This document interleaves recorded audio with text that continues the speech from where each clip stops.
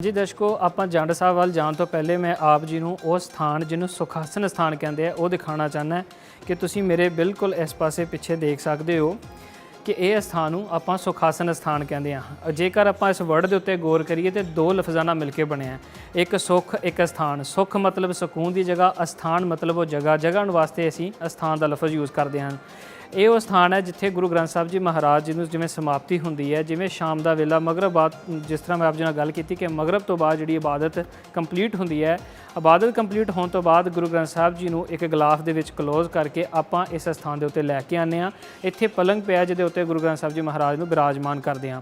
ਔਰ ਜਿਵੇਂ ਹੀ ਸੁਬਾ ਅੰਮ੍ਰਿਤ ਵੇਲਾ ਹੁੰਦਾ, ਜਿਹਨੂੰ ਆਪਾਂ ਤਹੱਜਦ ਵੇਲੇ ਦੇ ਨਾਲ ਵੀ ਤਸ਼ਬੀਹ ਦੇ ਸਕਦੇ ਹਾਂ, ਤੇ ਜਿਵੇਂ ਉਹ ਤਹੱਜਦ ਵੇਲਾ ਅੰਮ੍ਰਿਤ ਵੇਲਾ ਹੁੰਦਾ, ਆਪਾਂ ਗੁਰੂ ਗ੍ਰੰਥ ਸਾਹਿਬ ਜੀ ਨੂੰ ਮਹਾਰਾਜ ਜੀ ਨੂੰ ਇੱਥੋਂ ਅਰਦਾਸ ਕਰਕੇ ਉਸੇ ਸਥਾਨ 'ਤੇ ਦੁਬਾਰਾ ਲੈ ਕੇ ਜਾਂਦੇ ਹਾਂ ਤੇ ਉਹਨਾਂ ਦਾ ਪ੍ਰਕਾਸ਼ ਕਰਦੇ ਹਾਂ। ਤੇ ਉਹ ਰੂਟੀਨ ਵਾਈ ਇਹ ਸਾਰੀ ਰੂਟੀਨ ਚੱਲਦੀ ਰਹਿੰਦੀ ਹੈ। ਦਰਸ਼ਕੋ, ਮੈਂ ਇਹ ਸਾਰੀਆਂ ਗੱਲਾਂ ਤੁਹਾਨੂੰ ਦੱਸਣ ਦਾ ਮਕਸਦ ਇਹ ਹੈ ਕਿ ਸਿੱਖ ਧਰਮ ਦੇ ਵਿੱਚ ਗੁਰੂ ਗ੍ਰੰਥ ਸਾਹਿਬ ਜੀ ਮਹਾਰਾਜ ਨੂੰ ਇੱਕ ਜ਼ਿੰਦਾ ਗੁਰੂ ਮੰਨਿਆ ਜਾਂਦਾ ਹੈ। ਕਿਉਂ ਕਿ ਆਪਾਂ ਗੁਰੂ ਸਾਹਿਬ ਜੀ ਇਸ ਸੰਸਾਰ ਤੋਂ ਗਏ ਸਨ ਤਾਂ ਉਹਨਾਂ ਨੇ ਕਿਹਾ ਸੀ ਕਿ ਗੁਰੂ ਗ੍ਰੰਥ ਸਾਹਿਬ ਜੀ ਮਹਾਰਾਜ ਤੁਹਾਡੇ ਜ਼ਿੰਦਾ ਗੁਰੂ ਹਨ, ਇਹਨਾਂ ਤੋਂ ਹੀ ਤੁਸੀਂ ਰਹਿਨੁਮਾਈ ਲੈਣੀ ਹੈ। ਕਿਉਂਕਿ ਸਾਡੇ ਡੇਲੀ ਦੀ ਜਿਹੜੀ ਜ਼ਿੰਦਗੀ ਦੇ ਵਿੱਚ ਜੋ ਵੀ ਘਟਨਾਵਾਂ ਆਉਣ, ਜੋ ਵੀ ਮਸਲੇ ਮਸਾਇਲ ਆਉਣ, ਅਸੀਂ ਉਹਨਾਂ ਦਾ ਹੱਲ ਗੁਰੂ ਗ੍ਰੰਥ ਸਾਹਿਬ ਜੀ ਮਹਾਰਾਜ ਤੋਂ ਲੈਂਦੇ ਹਾਂ।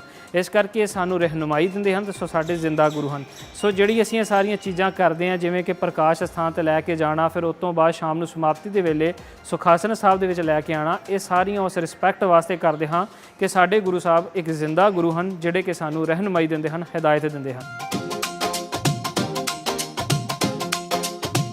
ਸੁਖਾਸਨ ਸਾਹਿਬ ਦੇ ਰੂਮ ਦੇ ਬਿਲਕੁਲ ਬਾਹਰ ਉਤਲੇ ਪਾਸੇ ਇੱਕ ਸਾਨੂੰ ਬਹੁਤ ਹੀ ਖੂਬਸੂਰਤ ਤੇ ਨਾਯਾਬ ਪੈਂਟੀ ਦੇਖਣ ਨੂੰ ਮਿਲਦੀ ਹੈ, ਜਿਹਦੇ ਉੱਤੇ ਮੂਲ ਮੰਤਰ ਲਿਖਿਆ ਹੈ। ਮੂਲ ਮੰਤਰ ਅਸਲ ਦੇ ਵਿੱਚ ਗੁਰੂ ਗ੍ਰੰਥ ਸਾਹਿਬ ਜੀ ਦੇ ਉਹ ਪਹਿਲੇ ਅਲਫਾਜ਼ ਹਨ ਜਿੱਥੋਂ ਗੁਰੂ ਗ੍ਰੰਥ ਸਾਹਿਬ ਜੀ ਮਹਾਰਾਜ ਜੀ ਦੀ ਸ਼ੁਰੂਆਤ ਹੁੰਦੀ ਹੈ।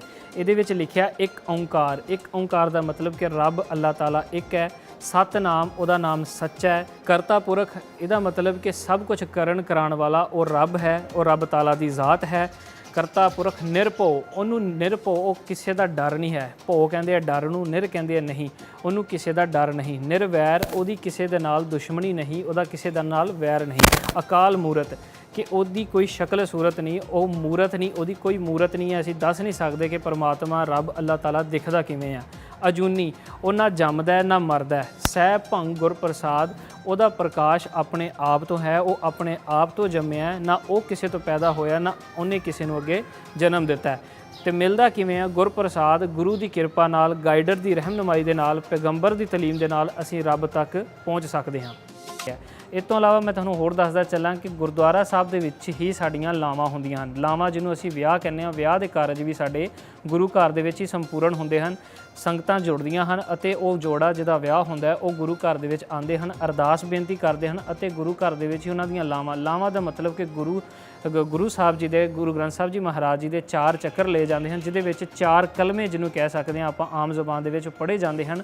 ਹਰ ਇੱਕ ਕਲਮੇ ਦੇ ਨਾਲ ਇੱਕ ਲਾਮ, ਇੱਕ ਚੱਕਰ ਹੁੰਦਾ ਹੈ। ਉਹ ਇੱਕ ਅਹਿਦ ਹੁੰਦਾ ਹੈ ਕਿ ਉਹ ਜਿਹੜਾ ਜੋੜਾ ਉਹ ਇੱਕ ਵਿਆਹ ਦੇ ਬੰਧਨ ਦੇ ਵਿੱਚ ਬੰਨ੍ਹਣਾ ਜਾ ਰਿਹਾ ਹੈ ਤੇ ਉਸ ਤੋਂ ਬਾਅਦ ਉਹਨਾਂ ਦੀ ਜ਼ਿੰਦਗੀ ਦੇ ਵਿੱਚ ਉਹ ਸਾਰੇ ਕਾਰਜ ਜਿਹੜੇ ਕਿ ਮੀਆਂ ਬੀਵੀ ਦੇ ਹੁੰਦੇ ਹਨ ਉਹ ਸਾਰੇ ਚੱਲਦੇ ਹਨ। ਇਸ ਤੋਂ ਬਾਅਦ ਉਹਨਾਂ ਨੂੰ ਸ਼ਰੀਅਤ ਦੱਸੀ ਜਾਂਦੀ ਹੈ, ਮਰਿਆਦਾ ਦੱਸੀ ਜਾਂਦੀ ਹੈ, ਜਿਹਦੇ ਵਿੱਚ ਦੱਸਿਆ ਜਾਂਦਾ ਹੈ ਕਿ ਉਹਨਾਂ ਨੇ ਆਪਣੇ ਘਰ ਦੇ ਵਿੱਚ ਕਿਵੇਂ ਰਹਿਣਾ, ਇੱਕ ਦੂਸਰੇ ਨਾਲ ਮੇਲ ਵਰਤਨ ਕਿਵੇਂ ਰੱਖਣਾ।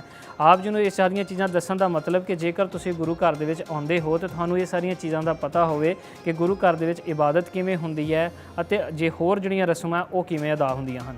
ਮਿੱਤਰ ਪਿਆਰੋ, ਇੱਥੇ ਇੱਕ ਸਮਾਂ ਹੁੰਦਾ ਹੈ ਕਿ ਛੋਟੇ ਜਿਹੇ ਬ੍ਰੇਕ ਦਾ।